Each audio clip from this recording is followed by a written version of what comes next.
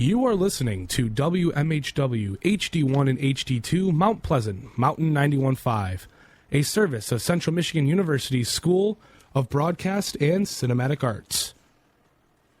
Hello, folks, and welcome into episode 7 of Card Guys, a show about sports and sports cards here on 91.5 The Mountain, wherever you get your podcasts and YouTube.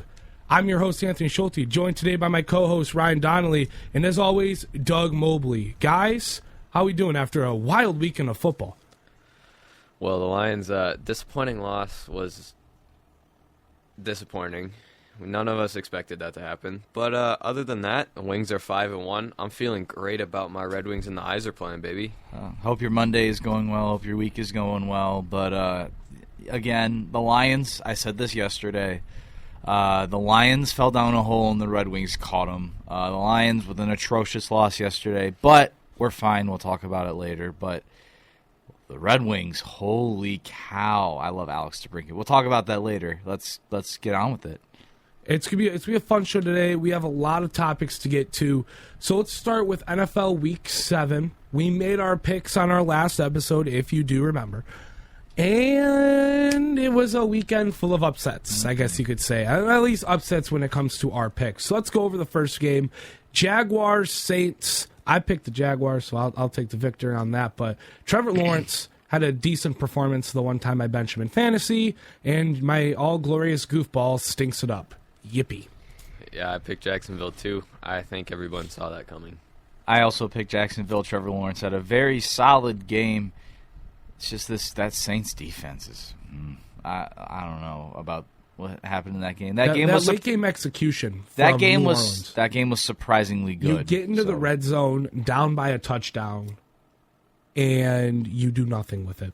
Yeah, well, Foster Moreau, right? Yeah, hit his hands and dropped it. I mean, I don't want to fault the offense because that should have been a touchdown, but you have 4 downs to win the game, and you fail. Yeah. Is it on Foster Moreau? No, because there are multiple other plays during that game that the Saints probably want back more than that. Because football game, at the end of the game, it's made up of all the plays that were drawn up and that were executed. And all the plays that were made and not made.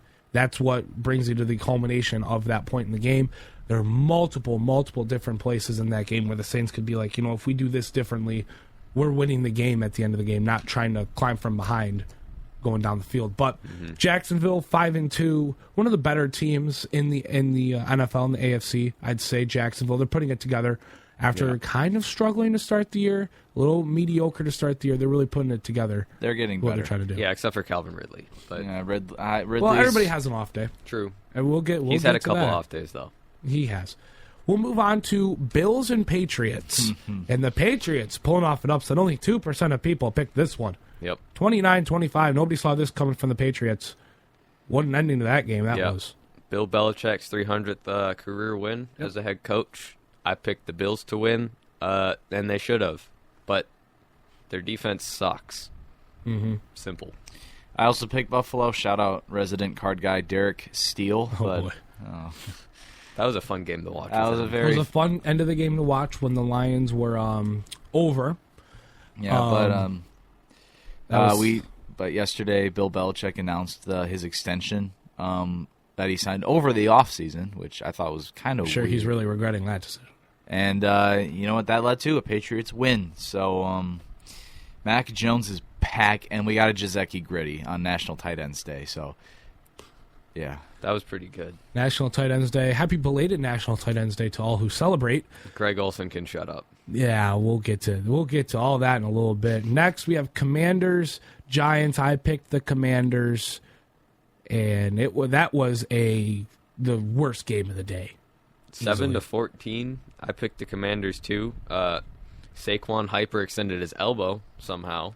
That was just a garbage game. That is terrible. That was a game nobody turned down on their Sunday ticket. I'm so glad I'm not a Commanders fan. Or a Giants fan. That too. I'm glad I'm not part of that mess this season. Atlanta and Tampa Bay. I picked Tampa Bay, and look at Atlanta. All of the underdogs taking home a dub this weekend. Atlanta on a game winner from Young Hao Koo. Yeah. What a kick that was. What was it, 51, 52 yards? 52 yards. Just squeaking in with that win down at Raymond James. I dropped the Bucks dropped two straight. I dropped Younghoe Koo on my fantasy team for the Packers kicker, and Younghoe Koo hit a 52-yard field goal. And I also picked the Bucks to win, but then also I picked the Commanders to win. Bieniemy, what are you doing? But anyways, Sam Howell is a terrible quarterback. But going to this game, sorry, I forgot to talk about the last pick, but that game was a dogfight. Bijan Robinson only had one carry that whole game. Yep. Kyle Pitts actually played well. Kyle Pitts he's been putting it together. They've been including him a lot in their offense. Yeah, I'm glad they finally figured it out. After you dropped him. And I don't even care anymore, though, to be honest. When other guys are playing well enough to offset my tight end scoring 1.7 points. Thank you, Tyler Higbee. But Bijan Robinson having a headache and getting one carry in that game, I think probably... All prayers right now out to fellow card guy Isaac Haffenden, who is enjoying that Bijan performance. Yeah, I think if Bijan was actually healthy to play that game, it would have been a much different story. They probably would have won by at least another touchdown. Well, we're going to move on to a disappointing one here. Raiders, the Raiders, and the Bears. And the Bears take it 30-12. Nobody saw this coming. I don't even think Bears fans saw this coming. I've seen two games this year that the Bears have ultimately just dominated. And I've seen 5 games where the Bears got absolutely demolished. This team is night and day.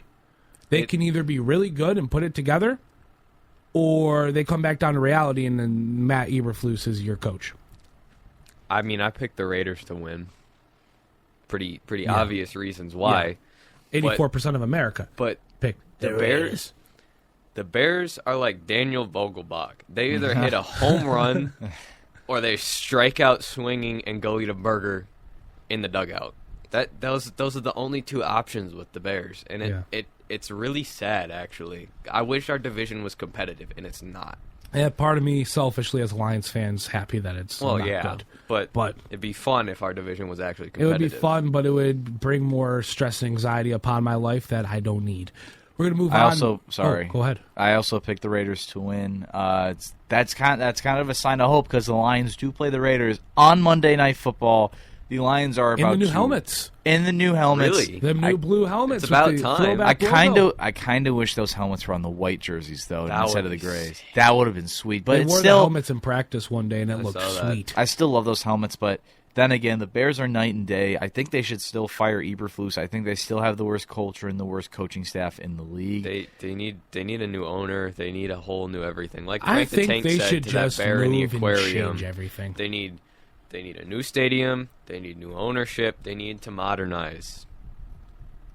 Paraphrasing Frank the Tank. I love Frank. All right, moving on. We got Browns and Colts in Indianapolis. An absolute thriller. One of the best games of the week. Who would have thought the Browns and Colts will be battling on the gridiron in one of the best games of the week? But here we are. 39-38. The Browns squeeze one away. P.J. Walker doing the unthinkable 2 weeks in a row. Yeah. Leading the Browns to victory. More Myles Garrett. It's more the defense, but let's give P.J. Walker... P.J. Walker played... Don't forget about Jerome Ford. Jerome Ford had a big day until he got hurt. True. Deshaun Watson threw an interception, and then... Yeah, he's done. There go his shoulders. He's done. Yeah. Well, I don't think he's done. I just think it's not adding up for him. Nope. Especially in Cleveland. P.J. Walker, he got the job done. Mm-hmm. That's what your job is. Who cares about stats? You're 2-0 this season as a quarterback, to my knowledge. You're 2-0 this season as a quarterback. This defense is playing incredible. I never thought I'd say this over the airwaves. Shout out to Jim Schwartz. What a job he's done. And I'm being 100% honest. What a job he has done with this Browns defense. Never a good head coach, but a good coordinator he is. I also picked the Cleveland Browns to win. I thought this is basically Kevin Sereni's the coach's last year, basically, to see if he stays in Cleveland or not, and I think he's going to stay. He wow, this Browns team is very shocking. The offense is a little slow, but that defense, I'm so glad I picked them up in fantasy. Oh my gosh. I had the choice. I had the choice for the Browns too, and I picked the Commanders. I picked the Browns, and look what they did. They put out 13 points for me yesterday. Yep. I'm so happy. This Browns team, P.J. Walker, although he's not the greatest quarterback, he is 2-0 as a starter for the Browns. They are my dark horse to win the Can we just give a shout-out to the backup quarterbacks of the NFL? Oh, yeah. Gardner Minshew. They're going crazy. Gardner Minshew went off yesterday. How the battle of the backups the highest scoring game of the year? Tyrod Taylor went off yesterday for the Giants. He did. I don't even remember his name, but the second stringer on the Bears went to a D2 college. Yes. Zero star out of high school, undrafted free agent, and beat out an actual recruit for the second string spot in Chicago. What a day for the backups. It was a beautiful day for backups. And speaking of backup play, the Lions played last night and played like a middle school football team. I'll be honest with you. Baltimore Ravens win 38-6, and I'm going to go on a little rant here. This is a scheduled rant into our programming for you Get today. Your popcorn ready, folks. The Lions... A lot of people yesterday looked at the Detroit Lions, and they were looking at a team where they were like, SOL. I saw tweets that brought out the infamous SOL. Same old Lions. And while overreactions during the game are valid as a fan, looking at it after the dust has settled, everything will be okay. Mm-hmm. Losing a game that you were favored to lose and that everybody wrote you off for is not the end of the world. The Ravens are a heck of a team. They are a great team. Their defense is stout. Their offense is just firing on all cylinders, especially when great too. The coaching staff is amazing. The culture there is amazing. The Ravens are a good team that a lot of people forgot about.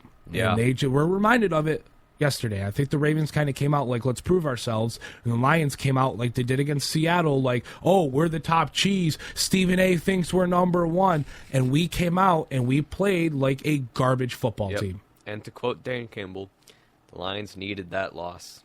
We did need that loss. Just like against Seattle, when that Seattle loss is okay. We kind of woke up from that, went on a 4-game winning streak. Same thing's about to happen now. We're about to wake up. Campbell's going to bring us right back down to earth, and I think he kind of did that in the halftime locker room because we came out of the half and we played a little bit better. Yep, I'll give him that. And in garbage time, I mean, we saw Amon-Ra get his normal stats. We saw Goff improve on the day. We saw Gibby get his first touchdown. There were positives to take out of this. Yeah, Amon-Ra also got flipped over by one of the defensive backs. I don't know if y'all saw that. Yeah, I did see that. It was like a wrestling move. I saw that. It was crazy, but he needs to hit the weight room. I am here to reassure you folks out there that are scared and that are upset about this team, and they're like, oh, we just lost to the Ravens. We just got killed. Oh, we're not going to be good. We're not making the play.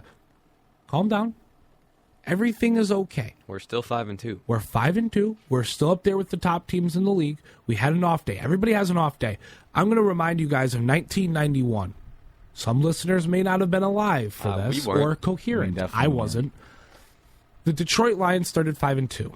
In Week 7, they had a blowout loss. By 32 points. Yes. And they went on to win the division and a playoff game. Just because you lose in Week 7 to a good team and you come out sluggish, it's learning. You're learning. So that doesn't happen in the playoffs or at the end of the season when you're fighting for playoff positioning. Everything is okay. It is one loss. Everything will be fine with the Detroit Lions. Dan Campbell's a good coach. We have a good staff, a good culture, and we have mature NFL players in that locker room. They'll learn how to put it back together, and we'll end the season 12-4, 13-3, whatever. We'll end the season right. We'll end the season good. We'll win the North. We'll make it to the playoffs. My predictions, my reassurance, go Lions. There's two things that I got out of this, like the end of this game. One, we have a very easy schedule. Super easy. The Especially Ravens going forward. Cakewalk. This is a cakewalk, except for maybe Dallas. Dallas and Los Angeles Chargers. Dallas and the Chargers. That's gonna. I think we're gonna squeeze out a win in LA, and I think we're gonna lose it to the Cowboys. I but just want to see a quarterback battle from Herbert and Goff. That's gonna be a fun game to watch. But the two things that I got, one, very easy schedule. We got Denver. We still got the Bears twice. We still got the Vikings twice. We got Packers on Thanksgiving still. That's going to be such a good That's game. going to be so fun to watch at home on Thanksgiving. I'm finna eat some turkey. Is it at 12? It's the first game, so It's like always the first noon. game. I don't know why I'm asking if it's at 12. Yeah. I'm going to be enjoying that turkey, So- that mashed potatoes that day. Yeah. Oh, yes. I can't wait for Thanksgiving. Fun fact, I'm not a fan of Thanksgiving food. Neither am I. I like the overrated. Hold on. Rolls You and did mac not and just cheese. call Yeah. turkey Yeah. and mash. Rolls and mac and cheese, You did yeah. not Give just me- call turkey and mash overrated. I'm sorry, Grandma, but your turkey is dry. And I've been eating it for 18 years, and I can't do it anymore. Bro, I why are don't you calling like- out your grandma? This is Card Guys. Are you Miles? Oh, no. Chicken or beef, buddy? Chicken or No. beef. But here's the thing. Circling back from Thanksgiving, the Lions, before this game, had another very easy schedule. I mean, you got Atlanta, you had Carolina, you had blah, blah, blah. You had all these teams. The Ravens were the roadblock. Yeah. In my opinion, in my season prediction, I said the Ravens were going to be a very tough team. I had him as a loss. I had them as a loss, too, so I'm not surprised. I'm disappointed that we lost in that fashion. I wish we would have scored at least twice. If we scored at least twice and like couple field goals, I'd be happy. But losing to 38-6 is kind of disappointing. But then again, we're still one of the top teams in the NFC. We're still the top dog in the NFC North. So I would not be worried at all, especially next week when we play the Raiders on Monday Night Football. We got the Raiders. We still got Denver. We still got the Bears twice. Lions fans, we're fine. Everything will be okay. I was very disappointed yesterday on the way we played, though. First half especially. Very disappointed, and Lamar Jackson turned into 2019 Lamar Jackson. But the second thing that I got out of this thing was Jamison Williams is terrible. Garbage. Now, I do the 5-year rule, which is if you underperform in 5 years, you're a bust. I'm giving Jamison Williams the benefit of the doubt. He's terrible. He had 2 good catches his entire career. Every time he catches the ball, when he's a barely deep played in his career, when too. he is a deep threat, when a man is in front of him, he's like Jerry Rice. But when he is Imagine in the Terry Bradshaw going deep for a pass. okay, but when It is Skechers. and sketch. But when he's right next to Jared Goff, and Jared Goff throws a beautiful pass to him, he drops it. Or when He had an incredible route on that, too. It was he so had a bad. great route, and it hit him in the helmet.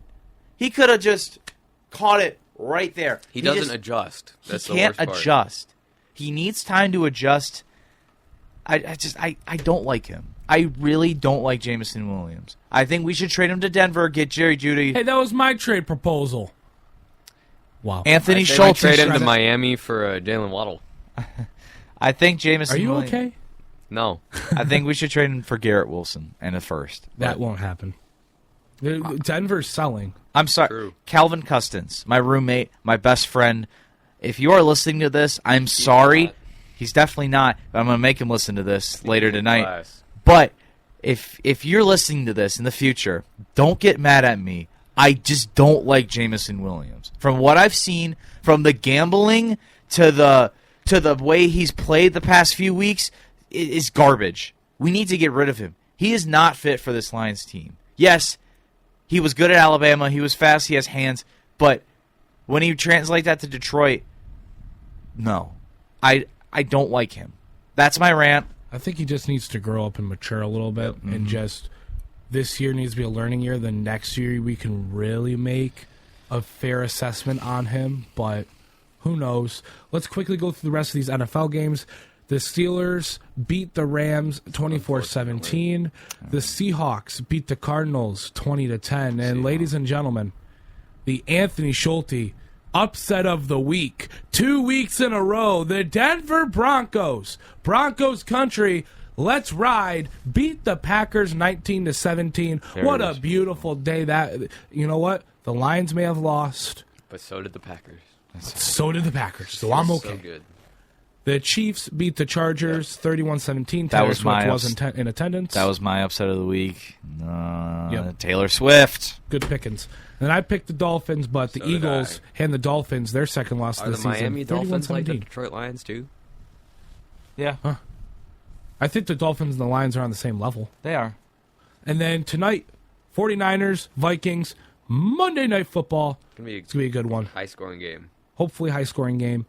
Next on the schedule for today, guess what is this week, folks? NBA opening week. Let's go. I've been waiting a long time for this. The NBA is like my wife.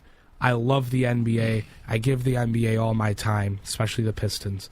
But the NBA, we're opening up tomorrow night. NBA tip-off. Lakers, Nuggets, Suns, Warriors on TNT. Starting at 7:30, the Lakers go in to the defending champion, Denver Nuggets, in the Ball Arena for the first matchup of the night. And then Suns Warriors should be a fun one. Beal, Booker, and Durant going into the Golden State to take on Chef Curry, Klay Thompson, and a donkey who is injured. You want to know what else starts this week?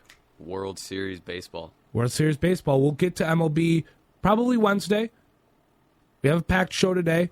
MLB will probably be Wednesday, even though the Phillies have a chance to win tonight. Am I right? Yeah. Have a chance to win the entire After NLCS. Yeah, and the Rangers have a chance to go Is to that all tonight? Yeah. Yes. Wednesday games we'll have a tonight. wrap up. We'll have a recap of that. We'll cover that on Wednesday, and we'll preview the World Series. 507 ALCS, 803 NLCS. Why? Or no, sorry. 507 NLCS, 803 Why is it so ALCS. exact? That's what the MLB tweeted. Oh, MLB 507. Couldn't just make it 510. Anyway, sorry. That's neither here or there. And then Wednesday, the schedule opens up. Let me run through these games really fast. Hawks, Hornets at 7 p.m. Wizards, Pacers, 7 p.m. Rockets, Magic, 7 p.m. Celtics, Knicks, 7 p.m. Cavaliers, Nets at 7:30. Timberwolves, Raptors at 7:30. The Detroit Pistons and the Miami Heat, that's at 7:30. Pelicans, Grizzlies, 8 p.m. Tip-off.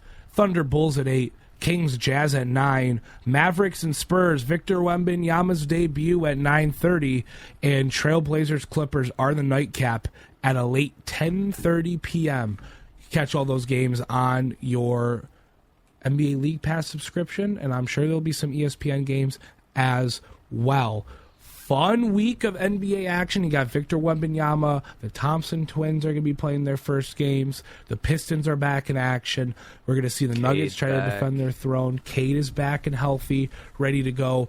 Sadly, the Pistons will be without Monte Morris and Bojan Bogdanovic on Wednesday for their first game. And I think the rookies are going to step up, though. I really hope so. I'm looking for Sasser. I'm looking for Thompson. Thompson's probably going to get the start. And then Friday, they are questionable.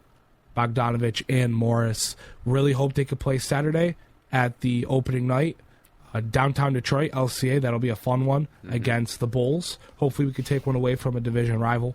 But the Pistons, they're starting up their season this week. It's going to be fun to see them. It's going to be fun to see Wemby, make his debut and do Wemby some stuff. Do Wemby stuff. Do some Wemby things, and hopefully that'll be a fun. I'll be watching that game after the Pistons hopefully upset the Heat, but That'd be fun. without our 21 point per game sharpshooter, I don't see that happening. What are you guys looking forward to? NBA opening week. It could be for the season. It could be for the week. It could be a certain game. What are you guys looking forward to? Well, I'm looking forward to this Pistons Heat game, which I think is going to be the most underrated game of Wednesday. Really? Because the Heat, you lost Strauss, you lost Gabe Vincent. I mean, you still have a pretty decent bench, and then the Pistons, who obviously improved this year, and you got Cade back, although you did lose Bojan and Monte Morris. You still got Joe Harris, you still got Alec Burks, and you got your rookies who will step up. I'm going to say Heat will win that one, but still, I think that'll be a very fun game. It won't be a blowout. Last year's Pistons would have been a blowout, but I can see the Heat win this one very close. Another game that I'm actually looking forward to, Cavaliers-Nets. Really? Yes. How about that game intrigues you? The Mobleys. Because, yeah, sure, but an improved Cavalier squad is taking on my dark horse for an Eastern Conference playoff spot. The Nets. I'm so high on the Nets. I've never been this so amped for the Nets. I think Mikal Bridges will win Most Improved because this year when he played with the Nets last year. Cade Cunningham will be Most Improved player, but go off. I think Mikal Bridges will win Most Improved. This is his first full year with the Nets. He played all the games with the Nets last year when he got traded from Phoenix to Brooklyn, and he played phenomenal. He is like Kevin Durant. When he's the number one option, go off. He'll go off. And Mikal Bridges, he doesn't carry that team. He struggled a lot with Team USA this year in the FIBA Cup because he wasn't that number one option. But when he's in that number one option for Brooklyn, I can see him do well. Along with his pieces like Cam Johnson, Nick Claxton, Spencer Dinwiddie, Dorian Finney-Smith, Dennis Smith Jr., who they also got. Ben Simmons, who I think will have a way better year from what we've seen in preseason. But then again, it was preseason. I don't know how it'll pan off with Simmons in the regular season, but from what we've seen in preseason, he's done very good. But I think that game will be very fun, and that will be a very underrated game. Another good game, I think, will be Celtics-Knicks. I won't go into that, but self-explanatory. I think the Nets are back to that team with D'Lo where it's just fun. They'll be a fun team to watch. Mm-hmm. Back when they had D'Lo, they had Beef Jerky on their team. They had who else was on that team? Dinwiddie was on that team. Jared Allen was on that team. That team was so much fun. D'Lo was leading them to all those wins. That was a fun team. I think we're back to fun Nets basketball, not drama-filled and failed super team Nets, which I think that was one of the biggest mistakes that the Nets have ever made in their history, was going that route. But yeah, definitely. Nonetheless, they were building something special. But I think there's three things I'm looking forward to. There's no games in particular that are really striking me this week, but I think the Clippers, yes, they have an old roster, but if they get the Russ that the Lakers thought they were getting, I think Washington Wizards, Russell Westbrook. I think they can be a good team this year, a very good team. I think Kawhi's going to be very good again this year. I'm looking forward to that. I'm looking forward to the Pistons blowing everybody out the water. They're definitely not the 27th ranked team in the NBA, according to ESPN. They should be higher than that, in my opinion. Yeah. And I think they will definitely go over the 28.5 wins that Caesars has them at. And the third thing, LeBron James is almost at 40,000 points, y'all. He could do that this season. He is. What's he at right now? ESPN has him at 38,652. He might be able to make it there. This is the year that I think the first ever NBA player can hit 40,000 points. Yep. He's still not the GOAT, but he's making a case for himself, man. He's making a case for himself, but how many rings does he have versus Jordan? I mean, that's and true. How many more years has he played than Jordan? Fair enough. That's rings make the team, baby. Speaking of rings, a team looking for a ring this season is the University of Michigan football team. Oh, and yes. this weekend they just handed Michigan State one of their toughest losses in a while. 49-0 on the road. The Maize and Blue take the victory to improve to 8-0, but they're still number 2 in the country behind Georgia. Ryan, you're a resident Michigan fan. I am. I know you're a Michigan fan too, but Ryan is diehard Michigan fan right here. He's one of the biggest Michigan fans I know. Should U of M be number 1 in the country after that mauling of Michigan State? Oh, jeez. Listen, Michigan State has been garbage this whole year. You beat Richmond, you beat CMU. Great. Then you play all these other teams, and look what you've done. You fall apart. Michigan has dominated every game that they've played, except for Bowling Green. That could be a game you could chalk up like a Seahawks or a Ravens for the Lions, where you just needed that type of performance to lift you back up. And then the next game they play Rutgers, and I was at that game with another resident Card Guys Michigan fan, Isaac Haffenden. And they won that game. They're 8-0, but same with Georgia. Georgia is genius. when it comes to football. They've always had a really good team. Kirby Smart is a great quarterback. Brock Bowers is the best tight end in the country. Yep, he's probably going to put up a case for one of the best NFL tight ends of all time. I could totally see that. However, Georgia had a bye last week. Yep, they are now 7-0 instead of 8-0 like Michigan is. Michigan is technically the best team in the country. Yep. But do I think they have a case to be the number one team in the country? I kind of have to say yes. You got to look at that win, 49-0. On the road. I understand that Georgia was on a bye week, and you can't control that. But when Michigan does that, you got to, at least for the week, put them at number one. Georgia didn't do anything last week. I know that's out of their control, but if that happened with Michigan, I'd be saying the same thing about Georgia. If Michigan was number one, they had a bye week last week, and Georgia goes into a rival that may not be the best anymore, maybe Clemson, you could say. Georgia goes into Clemson, takes care of them or something, right? Something like, I don't even know if they're rivals. I just know Clemson was consistently good. Here's my thing with that. I'm looking at CBS right now. Michigan has scored 1,500 points this year. That's ridiculous. Georgia was on a bye last 1,500 points? Yeah. This year? Or, not this year, but like their point system in CBS. Oh. Okay. I thought But I was like, Georgia still has 30 more points. Than Michigan. A little over than 30 more points than Michigan. And they were on a bye last week. That's how dominant Georgia football has been this year. I agree. But if I'm looking at it from this week's rankings, Michigan was the best team last week. They were. And they've been playing a dominant brand of football. And they're which is why Ohio I think State. They make a very, very good case, at least just for this week, to be the number one team. If Michigan was the number one team and Georgia was number two, Michigan had to bye, Georgia absolutely whooped somebody, shut them out on the road, I would say Georgia deserves to be one for the week. Mm-hmm. I say we look at it in 2 weeks because Michigan has a bye next weekend. Yes. We'll see where we come back after November 4th. We'll see where we're at. Both teams should be 9-0. If they're not, we're doing something wrong against Purdue. And Georgia's sucks, apparently, if they don't come out 9-0 in 2 weeks. Here's my thing, though. Georgia, they barely... for a Georgia team that this good, I'd say they barely beat Vanderbilt at Vanderbilt. They still won 37-20, but for a Georgia team that's this dominant, they should at least win by not 17. Right. I think, I think Michigan should be number one for the week. Georgia plays a good Florida team this year. Although they're not ranked, they're still, I think, Florida's a very solid team. They were ranked. And I think next week, that with Michigan having the bye, I think Georgia's going to move back up to that number one spot. But taking a look at Michigan's next 4 games, Purdue in 2 weeks, that's going to be a win.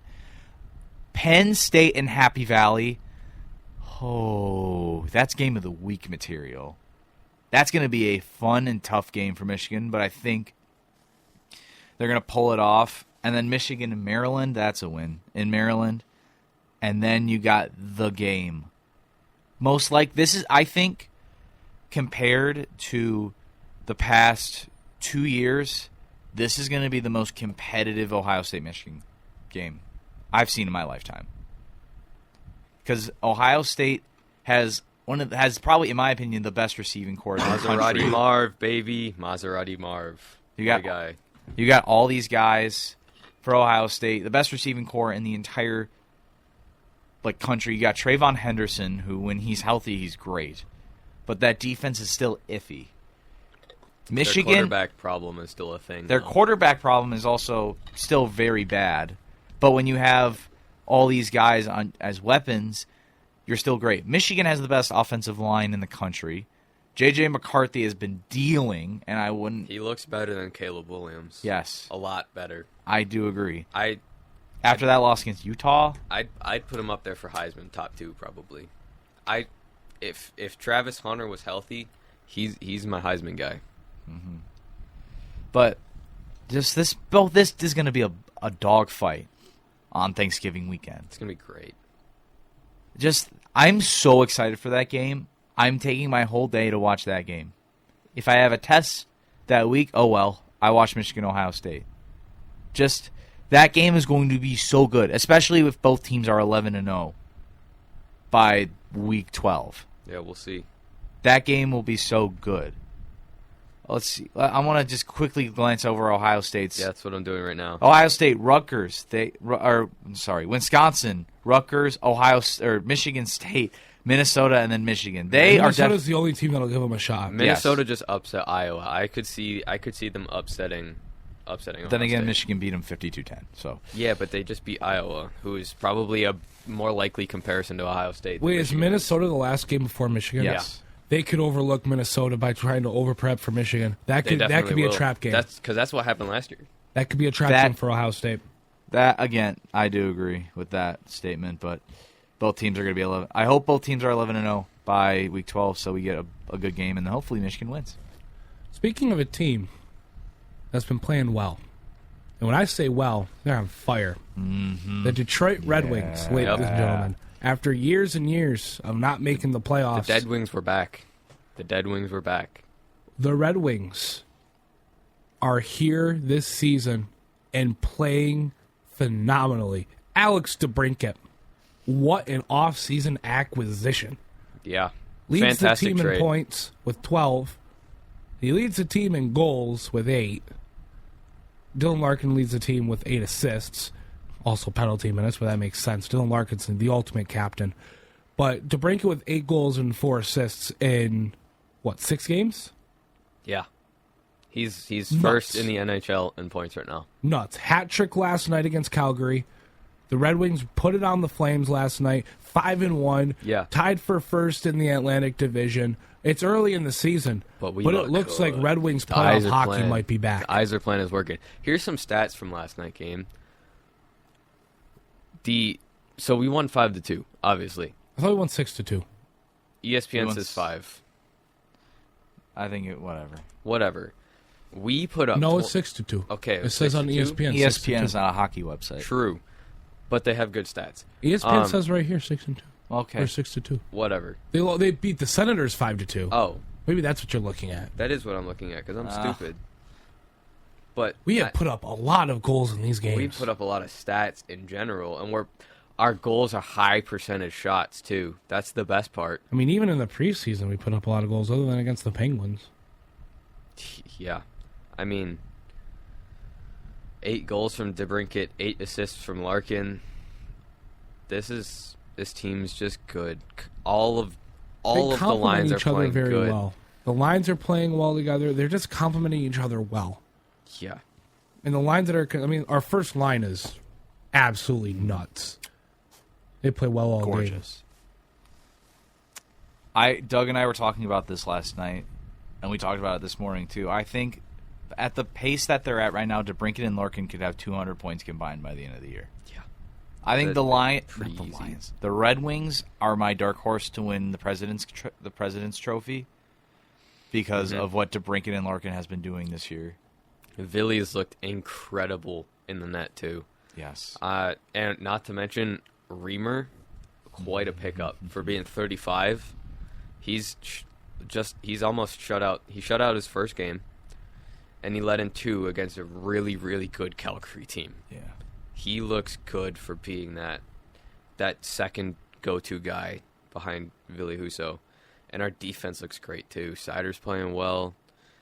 Everybody's just putting their shots on net, in the net too. That's what matters. Sprong was another guy that I was looking forward to, and He's proven himself. 6 points, that's 6 games played. That's my bad.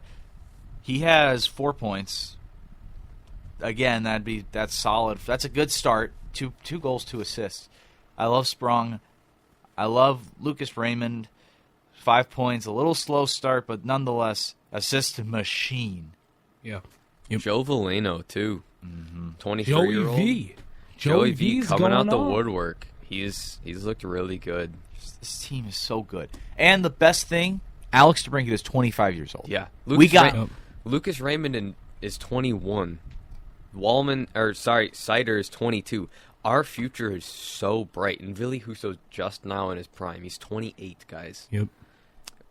Alex DeBrincat, 25. Larkin's 27. He had what? He had 39 points. Larkin seems like he's older than 27. How many points did He DeBrincat? looks older, but he's got that nice facial hair. Yeah. DeBrincat had. Let me look. He had Our a lot of favorite, points. Our favorite short person My in favorite the NHL. My favorite short person in the NHL is Alex DeBrincat. I loved him. I've said this every time I talk about the Red Wings. I've known him since the Ottawa days, and he was very good. And when we got Alex DeBrincat, I was the most happy person alive. Mm-hmm. DeBrincat, it's like Mikal Bridges to the Nets in a way. That's how I would compare the Alex DeBrincat trade to Detroit. Is like Mikal Bridges to the Nets. Like he had all these pieces around him, and then once he got his own team, then he dominated. Mm-hmm. Alex DeBrincat is my dark horse for MVP, or whatever they call it in the NHL. I'm still learning. And the Red Wings are my dark horse to win the President's Trophy this year. I know the President's Trophy this year. I know what the President's Trophy is, so that's what I love about the Wings. We have Seattle tomorrow, and then we got game. Winnipeg on Thursday. I'm very excited about that. Go Wings! We have the I'm looking forward to Bruins. Boston on Saturday. That's going to be battle fun. at the top of the Atlantic. They got to And then they play him again a week later. It's going to be great. It'd be great. DeBrincat had his 5th career hat trick last night, or yesterday afternoon. He started at 5, so I guess yesterday evening. Yep. Yesterday evening, he had his 5th career hat trick, leading Detroit 6-2 over Calgary, 5-1 on the year for Detroit with 10 points, tied atop of the Atlantic Division. Well, we are card guys. That means we talk some cards here and there on this show. This show's mainly sports. We do have sports card talk. And with the NBA season approaching ever so quickly, NBA cards are going to be coming out. We were previously talking about NBA hoops. We talked a little bit about the Panini drama in earlier shows. And today we have some new drops. So yesterday, or Friday, I'm pretty sure, NBA Flux came out, 2022-23 Flux. That came out, blasters and hobby boxes. Yeah, hobbies drop in 2 days, guys. 2 days. And then Prizm Draft Picks also drops in 2 days. 2 days. Wednesday, that's going to have Wemby, Osser, your rookies. Even though Tosin of Buamwang got waived, he's going to have a card I saw. It's going to be a really fun drop. Prizm Draft Picks. The other Thompson twin. Well, I'm sure nobody really cares about Amon compared to Osser that are listening. We're Fair. Probably Pistons fans listening if they enjoy basketball. But yes, Amon Thompson will get his a rookie card in that. Wemby's gonna have that's gonna be the chase card is the Wemby. The Wemby is gonna be the chase card. You want to start that Wemby PC off. Prizm Draft Picks. It's always fun because you get some veterans in their college unis too. We're gonna get some new Cade cards. Of course, you're gonna have like Steph. You're gonna have Embiid. You'll have Booker. You'll have all these vets. Zion and Ja are in there too. Zion, Ja. The checklist is on Beckett. You can go to Beckett, scroll down. You'll find the checklist. If you want to see any of your favorite players, if they made it themselves. But what are your guys' thoughts on not just basketball draft picks, but just draft picks in general for any sport? The Prizm Draft Picks set. How do you guys feel about that? I love it personally. I love Prizm Draft Picks. I love Prizm in general. Oh yeah, everyone does. But Prizm Draft Picks, it's fun to rip because it's cheaper than normal Prizm, but it's cheaper because it's collegiate. It's cheaper, but you still get your NBA players and your NBA PCs. You still get the same guys. The cards look the same. And they're in cooler jerseys. Yeah, well, yeah. The jerseys are just different. That's the only thing. It has a different team on the card. And it adds little bit of variety to your PCs, too. Because having a bunch of Oklahoma State non-rookie Cades in my Cade Cunningham PC is going to be pretty cool compared to just more of the same Cade base cards that I'll be getting this year.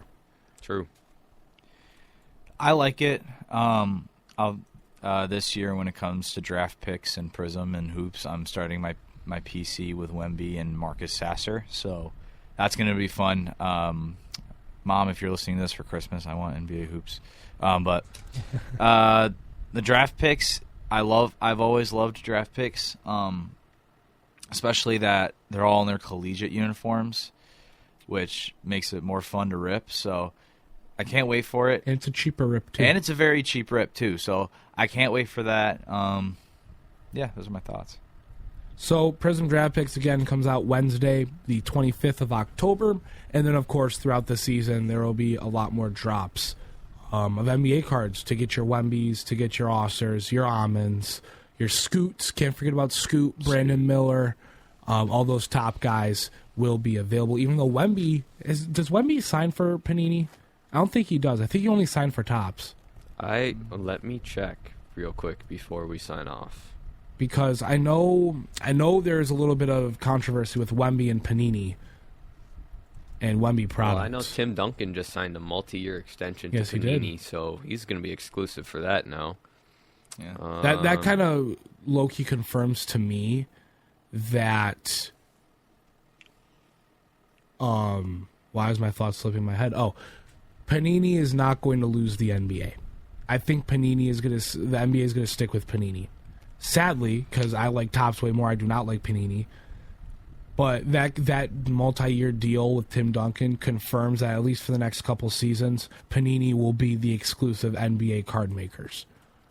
Unlike the NFLPA, who terminated their contract, though Panini is still just churning out NFL products. Just usually you see every couple weeks, maybe every month, a product come out. They are churning out product for NFL.